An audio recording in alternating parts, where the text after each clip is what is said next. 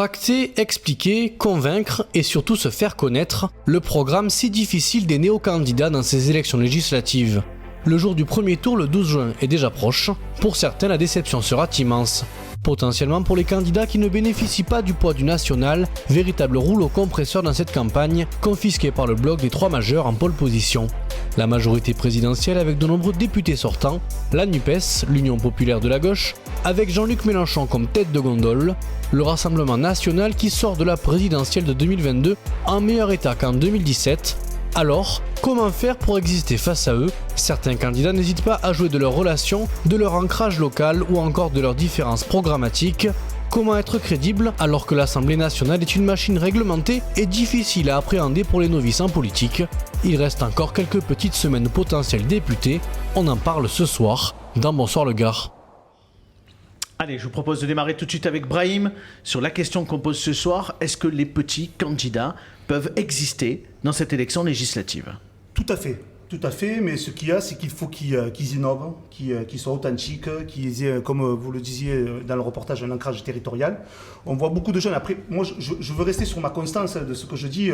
Moi, ce que j'aime, c'est de voir des nouvelles têtes, de nouveaux jeunes. Il y en a, il n'y a pas de souci. Puis voilà, sur Alès, moi, je vois des jeunes qui se battent au quotidien auprès des administrés pour justement créer, susciter l'envie, etc.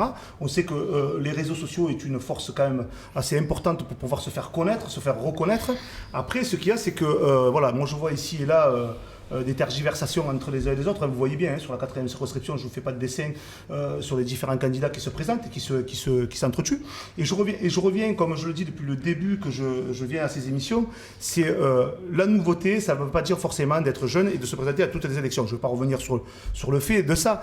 Moi, ce que j'aimerais voir, c'est des nouveaux visages. Voilà. On sait que sur le territoire d'Alès, Léa travaille avec des jeunes élus. Hein. Vous avez Méric Delbière, par exemple, qui fait Color Run, qui marche très bien. Ce sont des jeunes élus investis. Vous avez des gens, et d'ailleurs ce que je ne comprends pas, des gens comme Pierre Martin qui sont élus aussi depuis des lustres et qui n'arrivent pas à se présenter à des élections législatives. Ce qu'on aimerait voir un peu, c'est cette nouveauté. Et c'est ces personnes-là qui pourraient faire la différence derrière, en fait, au niveau des élections législatives. Voilà. Moi, je suis totalement d'accord avec ce qu'a dit Brahim et effectivement c'est après. C'est pas trop agressif là, ça va. Pardon ? C'est pas trop agressif là. Non, mais absolument. Mais je n'ai pas agressif, Brahim. Moi, je suis tout à fait d'accord parce qu'en fait, la difficulté et on la connaît d'autant plus avec ce qu'on a pu faire il y a 5 ans avec La République En Marche et Emmanuel Macron, c'est faire émerger des nouveaux visages en politique. Parce que les personnes qui sont là depuis 40 ans, qui ont gagné quelques élections, qui ont un peu d'ancrage, ils ont du mal à laisser passer des nouveaux visages. Et je crois que du coup, après accuser effectivement mettre en avant des petits candidats et dire qu'ils ne pourraient pas exister face à ces gros partis, c'est en fait tout simplement la question inverse qu'il faut qu'on sache se poser, c'est de se dire que ces gros partis sachent aller chercher ces jeunes candidats, aller chercher ces nouvelles têtes, parce que souvent c'est ça en fait, c'est ces candidatures qui ne sont pas appuyées par des gros partis. Après moi je suis là où je suis pas d'accord avec le sujet, je vais me permettre de le dire, c'est que on a quand même des partis, on a des partis historiques en France que peuvent être LR. Je veux dire, qu'était le PS, parce qu'ils ont un peu vendu leur âme au diable en allant se mettre sous l'hégémonie de Jean-Luc Mélenchon dans cette alliance de NUPES. Non, mais aujourd'hui pour moi... Parce qu'après, il y a des jeunes du PS qui sont allés en marche aussi. Donc non, c'est pas ce que je dis. Je dis juste... Non, mais c'est pas les gens... J'accuse pas les gens. Je prends des questions de parti. Et je prends des questions de parti Mais la chose, c'est pas la peste. Moi, ce qui me semble quand même... Juste pour revenir... Simon, pour recentrer le sujet, parce que j'ai l'impression que du coup, tous les deux, pour le coup, vous êtes un peu hypocrites sur le sujet. Pourquoi ? Je m'explique. Non, mais je vais vous dire pourquoi. Non, mais je vais vous apporter. Ah, mais étaye tes propos. Ah oui, laissez-moi vous apporter une explication. Ce soir, la question qu'on pose, c'est face au bloc Mélenchon, RN et En Marche, est-ce qu'il y a un espace pour des candidats libres et indépendants ? La réponse. Ce soir, a l'air de dire oui, sauf qu'on ne les entend pas, ils sont inaudibles, ils sont probablement sur les réseaux sociaux et encore. Et quand on voit, ils ont moins d'argent, ils ne sont pas soutenus par un gros parti, et je finis. C'est compliqué. Ils n'ont pas de kit de communication comme on peut leur offrir les grands partis. Et puis je termine par un point, c'est que sur les différentes circonscriptions du Gard, on le voit, il y a une moyenne de 12 candidats. Je ne sais pas comment peuvent exister des candidats qui n'appartiennent pas à un gros parti. Je vais vous donner un exemple. Je vais vous donner un exemple. Mais on donnera la parole à Léa Boyer parce qu'elle a aussi des choses à dire probablement. Oui, je vais vous donner un exemple. Regardez M. De Farias sur cette... Je n'ai pas dit qu'il allait gagner. Oui, soutenu par le maire d'Alès, c'est oui, mais donc, plus facile. Et dans votre reportage, vous parlez de relations, de jouer des relations, etc. Oui, c'est vrai. Ben, il a su le faire. Donc, ça, c'est vrai. Automatiquement, il arrive à se faire entendre. Mais après, puis, peut-être quand on parle de petits candidats... c'est- Peut-être quand on parle de petits candidats, on pense plutôt aux candidats qui sont pour le Parti Pirate, pour le mouvement de la ruralité, qui portent des idées, qui savent qu'ils vont au casse-pipe, mais qui ont la force de leurs convictions. Et c'est vrai qu'eux sont vraiment inaudibles. Mais là, le terme, je pense qu'Aurélie, ils portent la force de leurs convictions, ils portent leurs convictions, ils portent leurs idées. Je pense qu'on a encore beaucoup trop de candidats dans les partis principaux et dans les gros blocs qui ne portent pas forcément des idées, qui sont là peut-être par... Pensez à quelqu'un en particulier chez En Marche ? Non, absolument pas. Vous ne m'entendrez pas là-dessus, Abdel. C'est clair et net. Mais en tout cas, on a des gens qui peuvent être investis et dans tout parti, que ça soit NUPS, que ça soit LREM, que ça soit LR, que ça soit Reconquête et le Rassemblement National. On n'en parlera pas non plus parce que dans le Gard c'est pareil, on pourra trouver quelques petits trucs. Mais en tout cas, on sait que ces candidats, ils portent des idées qui leur sont propres, des choses qu'ils veulent défendre pour leur territoire et pour les habitants. Et juste une petite chose avant de laisser la parole à Léa. Le fait est qu'il faut vraiment qu'on sache dans notre débat démocratique, mais que ce soit sur des élections législatives comme sur toute autre élection, des cantonales, des municipales, qu'on sache donner la parole à tous ces candidats, qu'on sache trouver le moyen. Ça c'est bien de le dire, mais dans la réalité c'est pas fait. Oui, mais c'est en le disant que collectivement, l'ensemble des partis politiques et l'ensemble des personnes investies en politique, nous devons arriver à réussir à relever ce défi. Moi j'ai une question pour Léa Boyer. Est-ce que si vous n'aviez pas été chez les Républicains, ça aurait été plus difficile? Mais voilà, c'est vraiment la réponse que qui je nous voulais vous intéresse donner. ce soir. Parce que finalement, vous êtes clairement en train de dire que je fais partie des petits candidats au final. Pas du tout. Au contraire, vous êtes soutenu par un grand parti.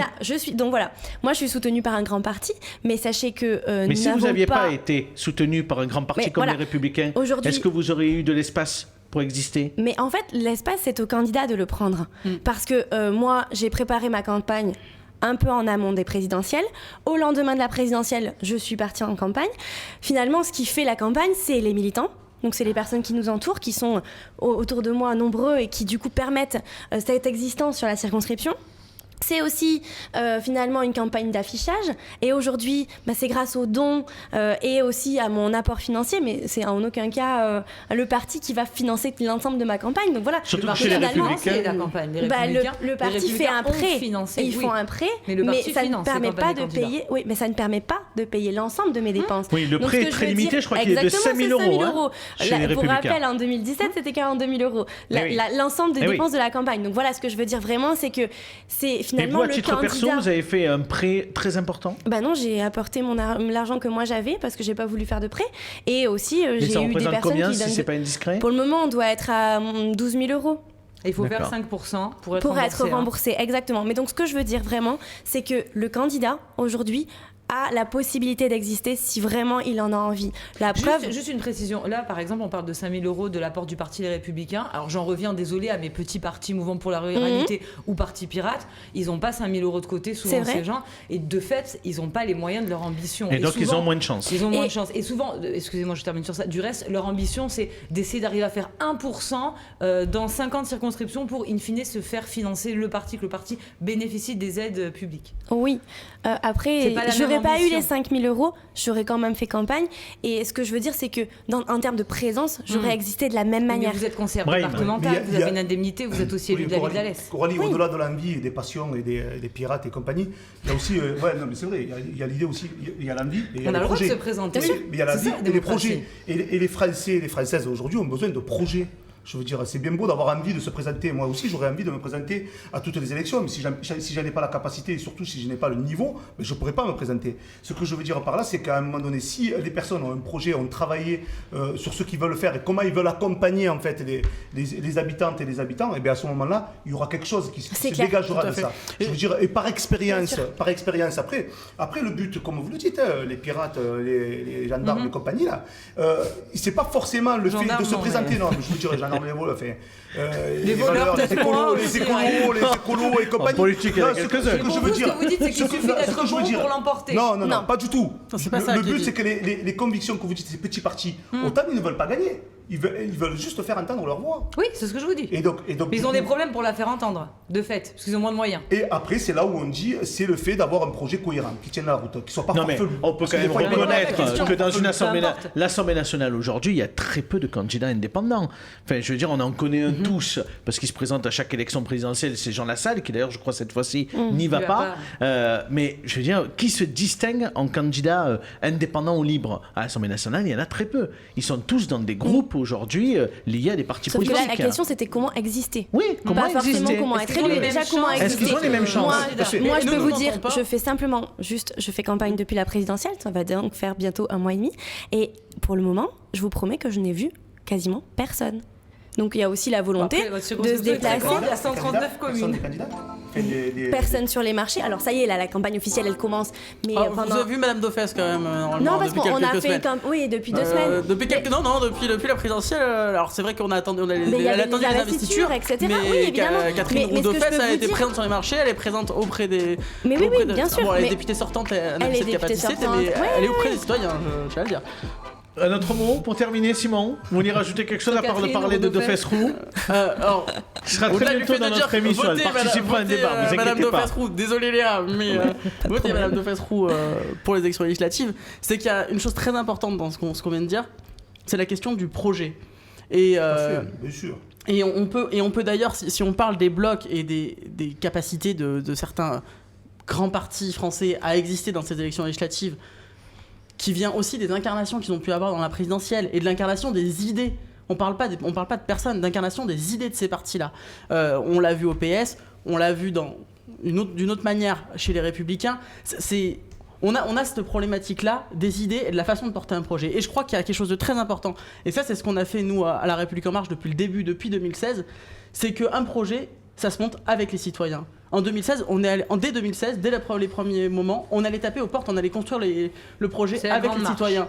On l'a fait aussi sur cette Peut-être présidentielle c'est au mois de Renaissance. novembre. Peut-être c'est Renaissance. Maintenant, on change de nom, on va s'appeler Renaissance, effectivement, mais c'est pas mais le fond ne change pas. Je veux dire, on a fait du porte-à-porte il y a 6 ans, on a fait du porte-à-porte cette fois-ci pour la présidentielle. C'est comme ça qu'il y a des causes. C'est les réseaux qui ont mieux fonctionné pour vous. Les réseaux, Mais c'est comme ça qu'on a des grandes causes. La grande cause du quinquennat qui est l'égalité femmes-hommes, qui a été la grande cause du quinquennat 2017-2022, qui sera la grande cause du quinquennat 2022-2027. Elle sort de là, elle sort de ce qui a été remonté. Et à un moment, c'est comme ça qu'on travaille.